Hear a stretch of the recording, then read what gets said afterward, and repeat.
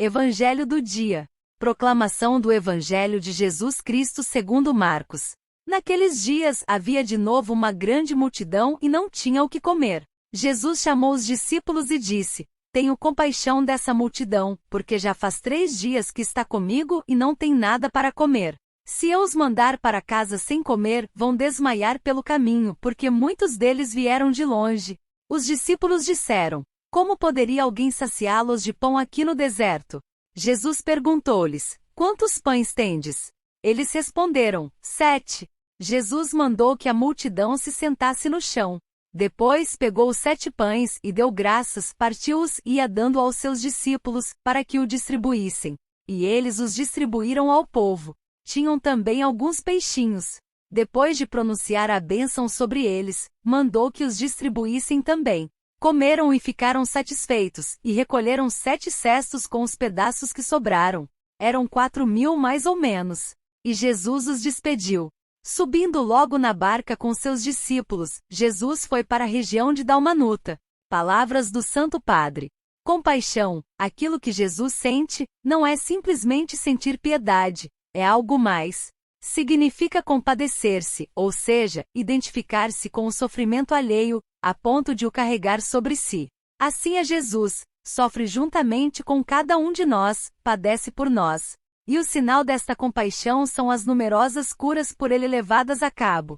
Não se trata de uma magia, mas de um sinal. Um sinal que nos convida a ter fé em Deus, Pai Providente, que não nos faz faltar o pão nosso de cada dia se nós soubermos compartilhá-lo como irmãos. O prodígio dos pães prenuncia a Eucaristia.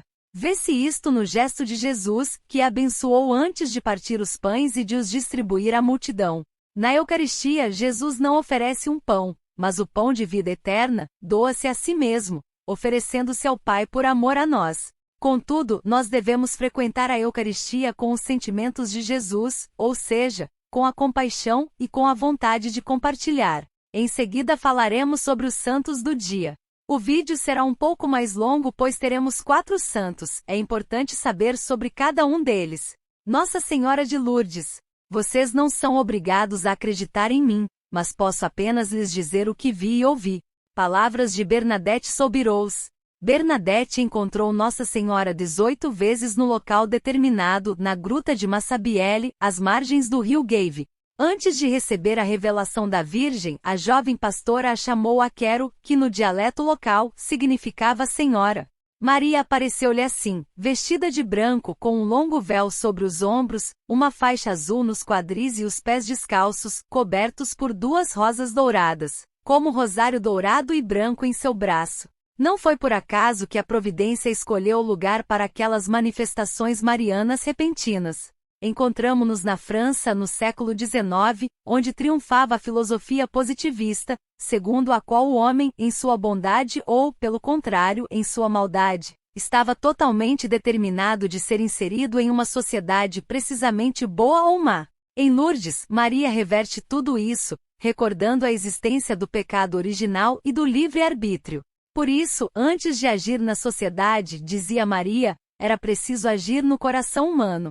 Era preciso converter-se. 11 de fevereiro de 1858. Para lançar sua mensagem de oração e caridade ao mundo, Nossa Senhora escolheu Bernadette, uma pastora de 14 anos. Fazia muito frio naquele dia em Lourdes. Então a jovem, com sua irmã e uma amiga, foi catar lenha nas proximidades da gruta de Massabielle. Ficando para trás, sentiu de repente uma ventania que, porém, não balançava as árvores. Depois viu uma grande luz, em meio à qual estava a figura cândida de uma jovem mulher. Aquela senhora não falou com ela, mas lhe ensinou a fazer corretamente o sinal da cruz e juntas, em silêncio, rezar o terço. No final da oração, a visão desapareceu. Eu sou a Imaculada Conceição. 3 dias depois, em 14 de fevereiro, Bernadette sentiu um desejo irresistível de voltar à gruta, mas levou consigo água benta. Quando a senhora apareceu, ela tentou aspergi-la. Mas a Virgem ficou inerte e, sorrindo, começou a rezar o terço novamente com ela.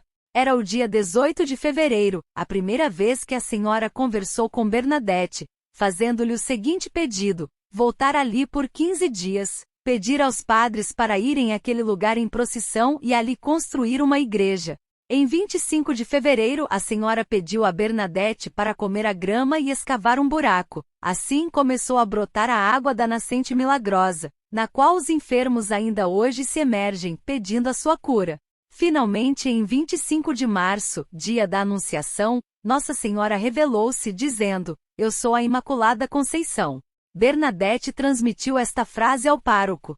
Uma pastora não podia saber que o dogma da Imaculada Conceição de Maria havia sido proclamado, apenas 4 anos antes, pelo Papa Pio IX. Maria revelou muitas coisas a Bernadette em suas aparições, mas, sobretudo, propôs a ela e ao mundo o céu e a santidade, como únicos objetivos da vida terrena, como também a penitência para eliminar o pecado do mundo. Santuário Mariano Internacional de Lourdes. As aparições de Lourdes atraíram para Massabielle desde o início muitos curiosos, com sua bagagem inevitável de ceticismo. Até Bernadette foi submetida a exames médicos e interrogada pelas autoridades eclesiásticas. Somente assim Maria permitiu a realização de acontecimentos prodigiosos para que as pessoas acreditassem.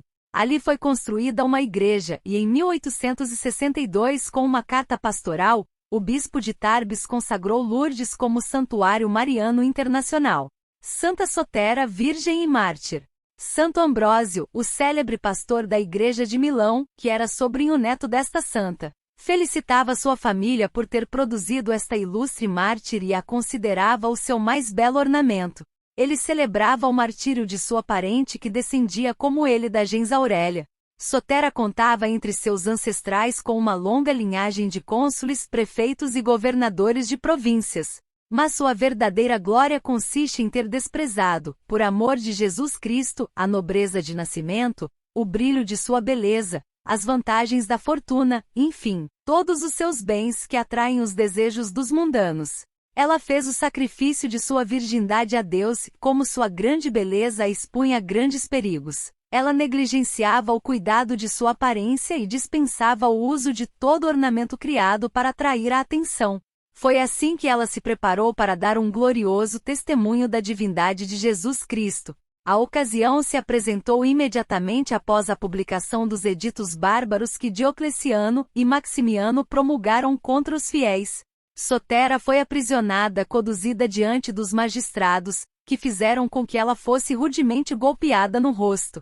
Ela se alegrou por ser tratada como seu salvador e recebeu com paciência admirável os golpes que lhe foram dados na face. O perseguidor esperava que ao menos a vergonha a fizesse ceder, mas ela se alegrava em perder a beleza perecível, a fim de colocar seu pudor ao abrigo do perigo. Podiam ferir seu rosto, a beleza interior permaneceu intacta.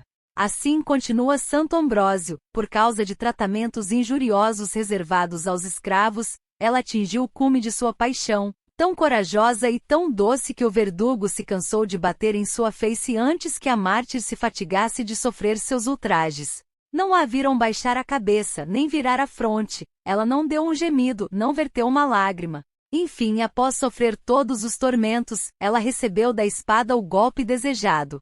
O juiz, vendo que o suplício não produzia o efeito desejado, ordenou novos golpes que não foram mais eficazes. Santa Sotera o sofreu sem sequer dar o menor suspiro e sem deixar correr uma só lágrima. Esta constância tão heroica em uma frágil virgem cobriu o magistrado de confusão, e porque não podia mais suportar sua vergonha e raiva, ordenou que ela fosse decapitada. Seu martírio ocorreu por volta do ano 304. Sotera foi sepultada no cemitério que leva o seu nome, vizinho ao cemitério de Calisto. Esta área não foi confiscada provavelmente porque era de direito privado, não tendo ainda sido dada à igreja quando a perseguição eclodiu. O martirológio geronimiano menciona que Sotera foi sepultada inicialmente na Via Ápia e somente depois o Papa Sérgio II trasladou suas relíquias para a igreja de São Martino ai Monti. Esta ilustre mártir é mencionada em antigos martirológios. São Gregório II. Gregório nasceu no ano de 669. Pertencia a uma família cristã da nobreza romana. O pai era senador e a mãe uma nobre, que se dedicava à caridade. Ele teve uma educação esmerada junto à cúria de Roma. Muito culto, era respeitado pelo clero ocidental e oriental. Além da conduta reta, Sabia unir sua fé inabalável com as aptidões inatas de administrador e diplomata. Tanto que o Papa Constantino lhe pediu que ele o acompanhasse à capital Constantinopla, para tentar resolver junto ao imperador do Oriente, Leão II, que se tornará iconoclasta, a grave questão das imagens. Escolhido para o pontificado em 19 de maio de 715, Gregório II governou a Igreja durante 16 anos. Neste longo período, administrou seu rebanho com generosidade e sabedoria, consolidando a posição da Igreja no cenário político e religioso. Em 719, enviou São Bonifácio à Alemanha e nos anos seguintes encorajou e apoiou a sua missão apostólica. Incentivou a vida monástica e enfrentou com firmeza o imperador Leão II, que com um decreto proibia o culto das imagens, o qual provocou um levante das províncias da Itália contra o exército que marchava para Roma. Gregório não se intimidou, mas para evitar um confronto com os muçulmanos, mandou consertar as muralhas de Roma. Desde os primeiros tempos, o cristianismo venerou as imagens de Cristo, da Virgem e dos santos. Esta maneira, típica do Oriente, de expressar a religiosidade chegou e se difundiu por todo o Ocidente a partir dos séculos VI e VII. A seita iconoclasta não entendia o culto como legítimo, baseando-se no Antigo Testamento e também porque numa imagem de Cristo não se pode representar as suas duas naturezas, terrena e divina, que são inseparáveis. Mas a legitimidade foi comprovada através dos argumentos da Sagrada Escritura e essencialmente do fato da própria encarnação. O Papa Gregório II expulsou a seita dos iconoclastas, antes de falecer no dia 11 de fevereiro de 731. A Igreja sempre condenou a idolatria com rigidez e como reza o Evangelho, por isto mesmo nunca prestou adoração a imagem alguma. O culto tradicional de veneração sim, pois nele não se adora uma imagem, este ato é dirigido à memória e à lembrança daqueles que ela resgata e reproduz. São Gregório II faz parte do calendário litúrgico se sua festa foi designada para o dia 13 de fevereiro.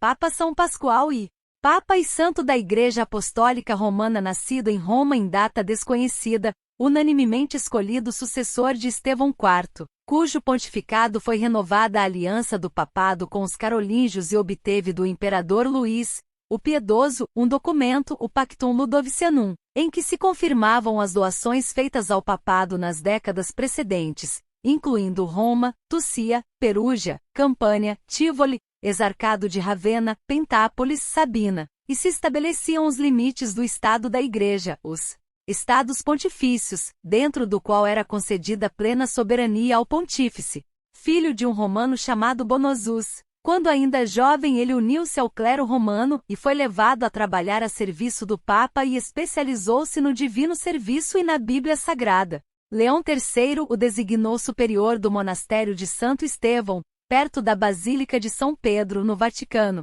onde encarregou-se do tratamento aos peregrinos que vinham para Roma. No Oriente, no Natal, o iconoclasta Leão, o armênio, perecia assassinado na igreja, por inimigos que ele condenara à morte e que, segundo a tradição, morreu defendendo-se desesperadamente com um grande crucifixo. Consagrado em 25 de janeiro de 817, recebeu como presente de Ludovico II, o Pio, a Córcega e a Sardenha. Durante seu pontificado, ressurgiu em Constantinopla a heresia iconoclasta e recebeu os monges e padres expulsos pelo arcebispo da cidade, que era herege, e colocou-os em mosteiros de Roma. Trabalhou no descobrimento das catacumbas, trasladando 2.300 corpos e ajudou os cristãos da Palestina e Espanha contra os sarracenos. Foi ele quem descobriu as relíquias de Santa Cecília que se encontravam nas catacumbas de São Calixto. Reedificou a Basílica de Santa Cecília e, em sonho, viu a santa indicando-lhe o local onde se encontrava o corpo de São Leão, nas catacumbas. Achou-o envolto em panos bordados a ouro, junto ao corpo de São Valeriano, o jovem mártir esposo de Santa Cecília. Coroou o imperador Lotário, filho de Luís, o Piedoso.